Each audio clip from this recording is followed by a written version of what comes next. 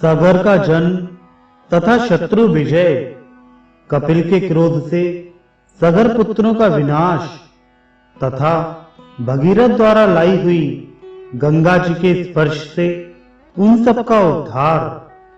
श्री सनक जी कहते हैं, मुनीश्वर, इस प्रकार राजा बाहु की वे दोनों रानियां और मुनि के आश्रम पर रहकर प्रतिदिन भक्ति भाव से उनकी सेवा करती रहीं। नारद जी, इस तरह 6 महीने बीत जाने पर राजा की जो जेठी रानी थी, उसके मन में सौत की समृद्धि देखकर पापपूर्ण विचार उत्पन्न हुआ। अतः उस पापनी ने छोटी रानी को जहर दे दिया। किंतु छोटी रानी प्रतिदिन आश्रम की भूमि लीपने आदि के द्वारा मुनि की भली भांति सेवा करती थी, इसलिए उस पुण्य कर्म के प्रभाव से रानी पर उस विष का असर नहीं हुआ। तत्पश्चात 3 मास और व्यतीत होने पर रानी ने शुभ समय में विष के साथ ही एक पुत्र को जन्म दिया। मुनि की सेवा से रानी के सब पाप नष्ट हो चुके थे। अहो, लोक में सत्संग का कैसा महात्म्य है! वह कौन सा पाप नष्ट नहीं कर सकता, और सत्संग के प्रभाव से पाप नष्ट हो जाने पर पुण्यात्मा मनुष्यों को कौन सा सुख अधिक से अधिक नहीं मिल सकता। जानकर और अनजान में किया हुआ तथा दूसरों से कराया हुआ जो पाप है, उन सबको महात्मा पुरुषों की सेवा तत्काल नष्ट कर देती है। संसार में सत्संग के प्रभाव से जड़ भी पूज्य हो जाता है। जैसे भगवान शंकर के द्वारा ललाट में ग्रहण कर लिए जाने पर एक कला का चंद्रमा भी वंदनीय हो गया। विप्रवर इहलोक और परलोक में सत्संग मनुष्यों को सदा उत्तम समृद्धि प्रदान करता है। इसलिए संत पुरुष परम पूजनीय हैं। मुनीश्वर, महात्मा पुरुषों के गुणों का वर्णन करने में कौन समर्थ है? अहो, उनके प्रभाव से गर्भ में पड़ा हुआ विष 3 मास तक पचता रहा। यह कैसी अद्भुत बात है! तेजस्वी मुनि और ने गर्भ विष के सहित उत्पन्न हुए पुत्र को देखकर उसका जात कर्म संस्कार किया और उस बालक का नाम सगर रखा। माता ने बालक सगर का बड़े प्रेम से पालन पोषण किया। मुनीश्वर और ने यथा समय उसके चूड़ा कर्म तथा यज्ञोपवीत संस्कार किए तथा राजा के लिए उपयोगी शास्त्रों का उसे अध्ययन कराया। मुनि सब मंत्रों के ज्ञाता थे। उन्होंने देखा सगर अब बाल्यावस्था से कुछ ऊपर उठ चुका है और मंत्र ग्रहण करने में समर्थ है। तब उसे अस्त्र शस्त्रों की मंत्र सहित शिक्षा दी। नारद जी, महर्षि और से शिक्षा पाकर सगर बड़ा बलवान, धर्मात्मा, कृतज्ञ, गुणवान तथा परम बुद्धिमान हो गया। धर्मज्ञ सगर अब प्रतिदिन अमित तेजस्वी और मुनि के लिए समिधा, कुशा, जल और फूल आदि लाने लगा। बालक बड़ा विनयी और सद्गुणों का भंडार था। एक दिन उसने अपनी माता को प्रणाम करके हाथ जोड़कर कहा। सगर ने कहा, मां, मेरे पिताजी कहां चले गए हैं? उनका क्या नाम है और वे किसके कुल में उत्पन्न हुए हैं? यह सब बातें मुझे बताओ। मेरे मन में यह सब सुनने के लिए बड़ी उत्कंठा है।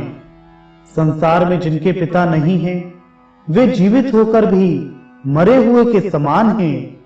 जिसके माता पिता जीवित नहीं हैं, उसे कोई सुख नहीं है।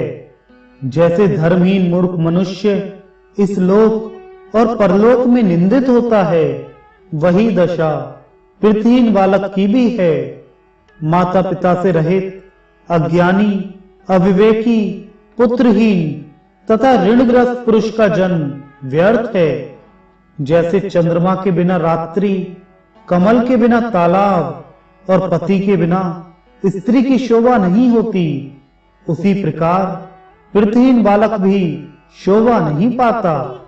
जैसे धर्महीन मनुष्य, कर्महीन गृहस्थ और गौ आदि पशुओं से हीन वैश्य की शोभा नहीं होती, वैसे ही पिता के बिना पुत्र सुशोभित नहीं होता। जैसे सत्य रहित वचन, साधु पुरुषों से रहित सभा तथा दया शून्य तप व्यर्थ है, वही दशा पिता के बिना बालक की होती है।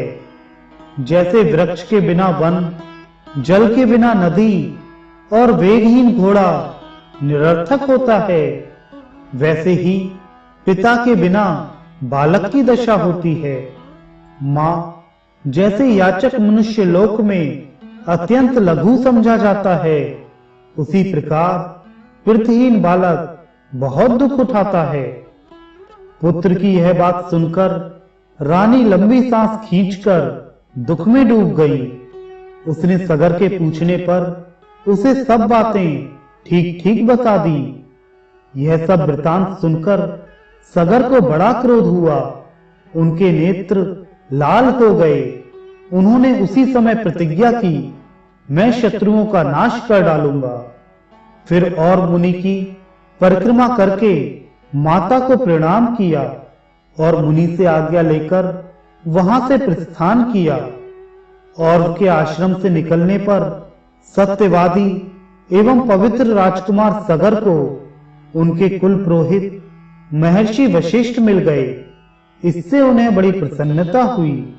अपने कुलगुरु महात्मा वशिष्ठ को प्रणाम करके सगर ने अपना सब समाचार बताया।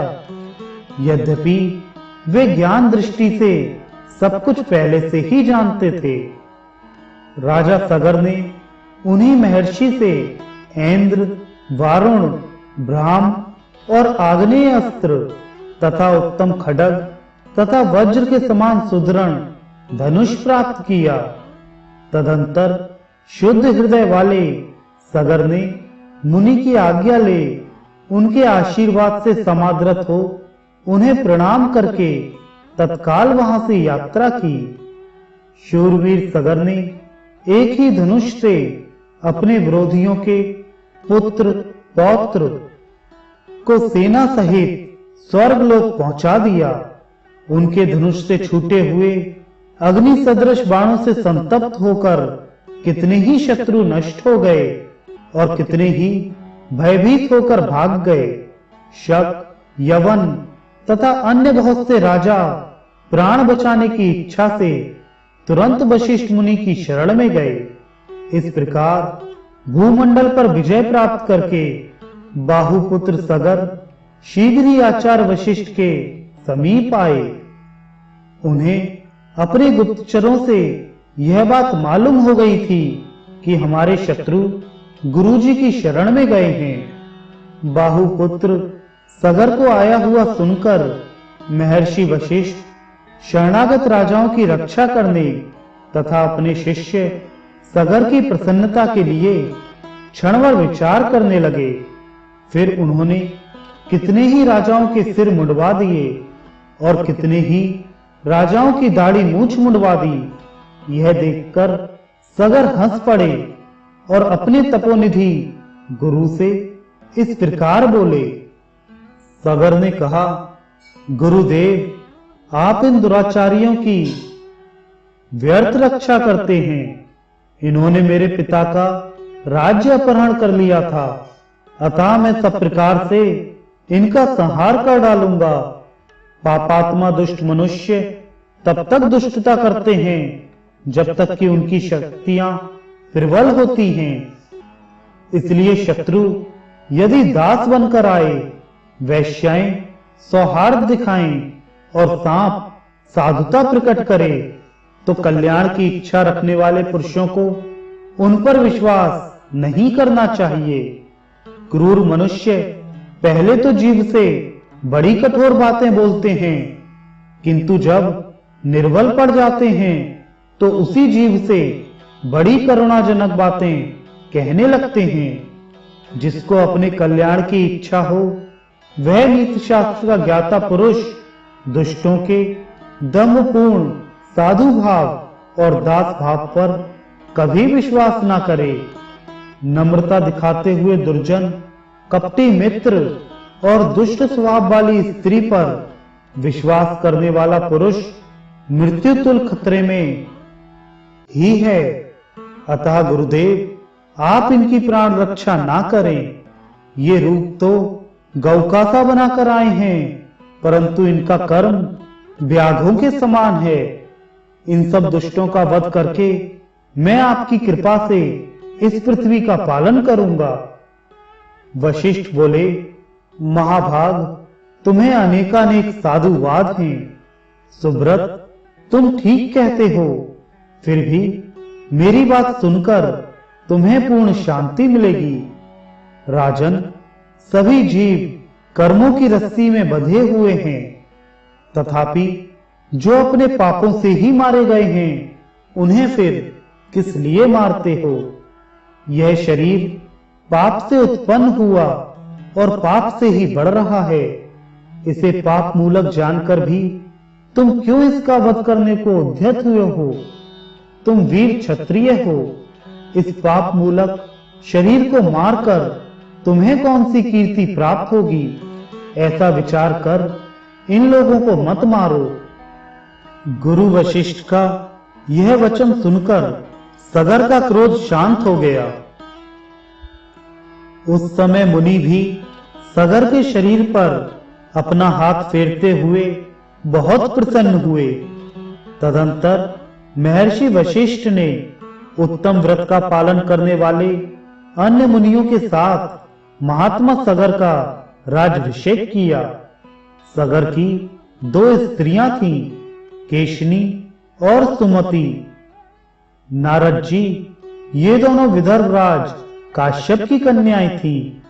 एक समय राजा सगर की दोनों पत्नियों द्वारा प्रार्थना करने पर भृगुवंशी मंत्रवेत्ता और मुनि ने उन्हें पुत्र प्राप्ति के लिए वर दिया। वे मुनीश्वर तीनों काल की बातें जानते थे। उन्होंने क्षणभर ध्यान में स्थित होकर केशनी और सुमति का हर्ष बढ़ाते हुए इस प्रकार कहा और बोले, महाभागे, तुम दोनों में से एक रानी तो एक ही पुत्र प्राप्त करेगी, किंतु वह वंश को चलाने वाला होगा, परंतु दूसरी केवल संतान विषयक इच्छा की पूर्ति के लिए 60,000 पुत्र पैदा करेगी। तुम लोग अपनी अपनी रुचि के अनुसार इनमें से एक एक वर मांग लो। और मुनि का यह वचन सुनकर केशनी ने वंश परंपरा के हेतुभूत एक ही पुत्र का वरदान मांगा तथा रानी सुमति के 60,000 पुत्र उत्पन्न हुए। मुनि श्रेष्ठ केशनी के पुत्र का नाम था असमंजस। दुष्ट असमंजस उन्मत्त की सी चेष्टा करने लगा। उसकी देखा देखी सगर के सभी पुत्र बुरे आचरण करने लगे। इन सबके दूषित कर्मों को देखकर बाहुपुत्र राजा सगर बहुत दुखी हुए। उन्होंने अपने पुत्रों के निंदित कर्म पर भली भांति विचार किया।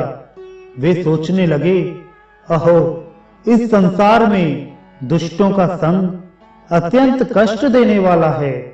तदंतर असमंजस के अंशुमान नामक पुत्र उत्पन्न हुआ, जो बड़ा धर्मात्मा, गुणवान और शास्त्रों का ज्ञाता था। वह सदा अपने पितामह राजा सगर के हित में संलग्न रहता था। सगर के सभी दुराचारी पुत्र लोक में उपद्रव करने लगे। वे धार्मिक अनुष्ठान करने वाले लोगों के कार्य में सदा विघ्न डाला करते थे। वे दुष्ट राजकुमार सदा मद्यपान करते और परिजात आदि द्रव्य वृक्षों के फूल लाकर अपने शरीर को सजाते थे। उन्होंने साधु पुरुषों की जीविका छीन ली और सदाचार का नाश कर डाला। यह सब देखकर इंद्र आदि देवता अत्यंत दुख से पीड़ित हो इन सगर पुत्रों के नाश के लिए कोई उत्तम उपाय सोचने लगे। सब देवता कुछ निश्चय करके पाताल की गुफा में रहने वाले देव देवेश्वर भगवान कपिल के समीप गए। कपिल जी अपने मन से परमानंद स्वरूप आत्मा का ध्यान कर रहे थे। देवताओं ने भूमि पर दंड की भांति लेटकर उन्हें साष्टांग प्रणाम किया और इस प्रकार स्तुति की। देवता बोले, भगवान आप योग शक्तियों से संपन्न हैं, आपको नमस्कार है। आप सांख्य योग में रत रहने वाले हैं, आपको नमस्कार है। आप नर रूप से छिपे हुए नारायण हैं, आपको नमस्कार है। संसार रूपी वन को भस्म करने के लिए आप दावानल के समान हैं तथा धर्म पालन के लिए सेतु रूप हैं, आपको नमस्कार है। प्रभु आप महान वीतराग महात्मा हैं, आपको बारंबार नमस्कार है। हम सब देवता सगर के पुत्रों से पीड़ित होकर आपकी शरण में आए हैं, आप हमारी रक्षा करें। कपिल जी ने कहा, श्रेष्ठ देवगण, जो लोग इस जगत में अपने यश, बल, धन और आयु का नाश चाहते हैं, वे ही लोगों को पीड़ा देते हैं। जो सर्वदा मन, वाणी और क्रिया द्वारा दूसरों को पीड़ा देते हैं, उन्हें दैव शीघ्र नष्ट कर देता है। थोड़े ही दिनों में इन सगर पुत्रों का नाश हो जाएगा। महात्मा कपिल मुनि के ऐसा कहने पर देवता विधि पूर्वक उन्हें प्रणाम करके स्वर्गलोक को चले गए। इसी बीच में राजा सगर ने वशिष्ठ आदि महर्षियों के सहयोग से परम उत्तम अश्वमेध यज्ञ का अनुष्ठान आरंभ किया। उस यज्ञ के लिए नियुक्त किए हुए घोड़े को देवराज इंद्र ने चुरा लिया और पाताल में जहां कपिल मुनि रहते थे वहीं ले जाकर बांध दिया। इंद्र के द्वारा चुराए हुए उस अश्व को खोजने के लिए सगर के सभी पुत्र आश्चर्यचकित होकर भू आदि लोकों में घूमने लगे। जब ऊपर के लोकों में कहीं भी उन्हें वह अश्व दिखाई नहीं दिया, तब वे पाताल में जाने को उद्यत हुए। फिर तो सारी पृथ्वी को खोदना शुरू कर दिया। एक एक ने अलग अलग एक एक योजन भूमि खोद डाली। खोदी हुई मिट्टी को उन्होंने समुद्र के तट पर बिखेर दिया और उसी द्वार से वे सभी सगर पुत्र पाताल लोक में जा पहुंचे। वे सब अविवेकी मद से उन्मत्त हो रहे थे। पाताल में सब और उन्होंने अश्व को ढूंढना आरंभ किया। खोजते खोजते वहां उन्हें करोड़ों सूर्यों के समान प्रभावशाली महात्मा कपिल का दर्शन हुआ। वे ध्यान में तन्मय थे। उनके पास ही वह घोड़ा भी दिखाई दिया। फिर तो वे सभी अत्यंत क्रोध में भर गए और मुनि को देखकर उन्हें मार डालने का विचार करके वेग पूर्वक दौड़ते हुए उन पर टूट पड़े। उस समय आपस में एक दूसरे से वे इस प्रकार कह रहे थे, इसे मार डालो, बांध लो, पकड़ो, जल्दी पकड़ो। देखो ना, घोड़ा चुराकर यहाँ साधु रूप में बगले की भांति ध्यान लगाए बैठा है। अहो, संसार में ऐसे भी खल हैं जो बड़े बड़े आडंबर रचते हैं। इस तरह की बातें बोलते हुए वे मुनीश्वर कपिल का उपहास करने लगे। कपिल जी अपने समस्त इंद्रिय वर्ग और बुद्धि को आत्मा में स्थिर करके ध्यान में तत्पर थे। अतः उनकी इस करतूत का उन्हें कुछ भी पता न चला। सगर पुत्रों की मृत्यु निकट थी, इसलिए उन लोगों की बुद्धि मारी गई थी। वे मुनि को लातों से मारने लगे। कुछ लोगों ने उनकी बाहें पकड़ ली। तब मुनि की समाधि भंग हो गई। उन्होंने विस्मित होकर लोक में उपद्रव करने वाले सगर पुत्रों को लक्ष्य करके गंभीर भाव से युक्त यह वचन कहा, जो ऐश्वर्य के मद से उन्मत्त हैं, जो भूख से पीड़ित हैं, जो कामी हैं, तथा जो अहंकार से मूढ़ हो रहे हैं, ऐसे मनुष्यों को विवेक नहीं होता। यदि दुष्ट मनुष्य सज्जनों को सताते हैं तो इसमें आश्चर्य क्या है। नदी का वेग किनारे पर उगे हुए वृक्षों को भी गिरा देता है। जहां धन है, जवानी है तथा पराई स्त्री है, वहां सदा सब अंधे और मूर्ख बने रहते हैं। दुष्टों के पास लक्ष्मी हो तो वह लोक का विनाश करने वाली ही होती है। जैसे वायु अग्नि की ज्वाला को बढ़ाने में सहायक होता है और जैसे दूध सांप के विष को बढ़ाने में कारण होता है, उसी प्रकार दुष्ट की लक्ष्मी उसकी दुष्टता को बढ़ा देती है। अहो, धन के मद से अंधा हुआ मनुष्य देखते हुए भी नहीं देखता। यदि वह अपने हित को देखता है तभी वह वास्तव में देखता है। ऐसा कहकर कपिल जी ने कुपित हो अपने नेत्रों से आग प्रकट की। उस आग ने समस्त सगर पुत्रों को क्षण भर में जलाकर भस्म कर डाला। उनकी नेत्राग्नि को देखकर पाताल निवासी जीव शोक में डूब गए और असमय में प्रलय हुआ जानकर चीत्कार करने लगे। उस अग्नि से संतप्त हो संपूर्ण सर्प तथा राक्षस समुद्र में शीघ्रता पूर्वक समा गए। अवश्य ही साधु महात्माओं का कोप दुस्सह होता है। तदंतर देवदूत ने राजा के यज्ञ में आकर यजमान सगर को वह सब समाचार बताया। राजा सगर सब शास्त्रों के ज्ञाता थे। यह सब वृतांत सुनकर उन्होंने अत्यंत प्रसन्नता पूर्वक कहा, देव ने ही उन दुष्टों को दंड दे दिया। माता, पिता, भाई अथवा पुत्र जो भी पाप करता है वही शत्रु माना गया है। जो पाप में प्रवृत्त होकर सब लोगों के साथ विरोध करता है उसे महान शत्रु समझना चाहिए। यही शास्त्रों का निर्णय है।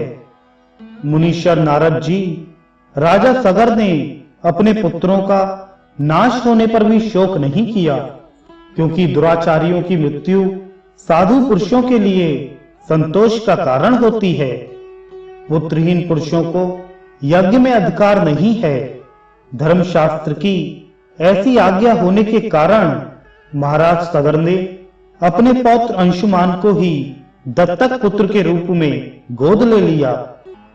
सारग्रही राजा सगर ने बुद्धिमान और विद्वानों में श्रेष्ठ अंशुमान को अश्व ढूंढ लाने के कार्य में नियुक्त किया। अंशुमान ने उस गुफा के द्वार पर जाकर तेजो राशि मुनिवर कपिल को देखा और उन्हें साष्टांग प्रणाम किया। फिर दोनों हाथों को जोड़कर वह विनय पूर्वक उनके सामने खड़ा हो गया और शांत चित्त सनातन देव कपिल से इस प्रकार बोला। अंशुमान ने कहा, ब्रह्मान, मेरे पिता के भाइयों ने यहाँ आकर जो दुष्टता की है उसे आप क्षमा करें, क्योंकि साधु पुरुष सदा दूसरों के उपकार में लगे रहते हैं और क्षमा ही उनका बल है। संत महात्मा दुष्ट जीवों पर भी दया करते हैं। चंद्रमा चांडाल के घर से अपनी चांदनी खींच नहीं लेते हैं। सज्जन पुरुषों दूसरों से सताए जाने पर भी सबके लिए सुख कारक ही होते हैं। देवताओं द्वारा अपनी अमृतमयी कला के भक्षण किए जाने पर भी चंद्रमा उन्हें परम संतोष ही देता है। चंदन को काटा जाए या छेदा जाए, वह अपनी सुगंध से सबको सुवासित ही करता है। साधु पुरुषों का भी ऐसा ही स्वभाव होता है। पुरुषोत्तम, आपके गुणों को जानने वाले मुनीश्वर गण ऐसा मानते हैं कि आप क्षमा, तपस्या तथा धर्माचरण द्वारा समस्त लोगों को शिक्षा देने के लिए इस भूतल पर अवतीर्ण हुए हैं। ब्रह्मान, आपको नमस्कार है। मुने, आप ब्रह्मा स्वरूप हैं, आपको नमस्कार है। आप स्वभावतः ब्राह्मणों का हित करने वाले हैं और सदा ब्रह्म चिंतन में लगे रहते हैं। आपको नमस्कार है। अंशुमान के इस प्रकार स्तुति करने पर कपिल मुनि का मुख प्रसन्नता से खिल उठा। उस समय वे बोले, निष्पाप राजकुमार, मैं तुम पर प्रसन्न हूं, वर मांगो। मुनि के ऐसा कहने पर अंशुमान ने प्रणाम करके कहा, भगवान, हमारे इन पितरों को ब्रह्मलोक में पहुंचा दें। तब कपिल मुनि अंशुमान पर अत्यंत प्रसन्न हो आदर पूर्वक बोले, राजकुमार, तुम्हारा पौत्र यहाँ गंगा जी को लाकर अपने पितरों को स्वर्गलोक पहुंचाएगा।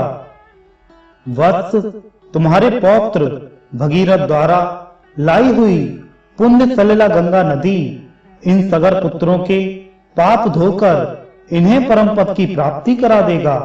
बेटा, इस घोड़े को ले जाओ जिससे तुम्हारे पितामह का यज्ञ पूर्ण हो जाए। तब अंशुमान अपने पितामह के पास लौट गए और उन्हें अश्व सहित सब समाचार निवेदन किया। सगर ने उस पशु के द्वारा ब्राह्मणों के साथ वह यज्ञ पूर्ण किया और तपस्या द्वारा भगवान विष्णु की आराधना करके वे वैकुंठ धाम को चले गए। अंशुमान के दिलीप नामक पुत्र हुआ। दिलीप से भगीरथ का जन्म हुआ, जो दिव्य लोक से गंगा जी को इस भूतल पर ले आए। मुने भगीरथ की तपस्या से संतुष्ट हो ब्रह्मा जी ने उन्हें गंगा दे दी।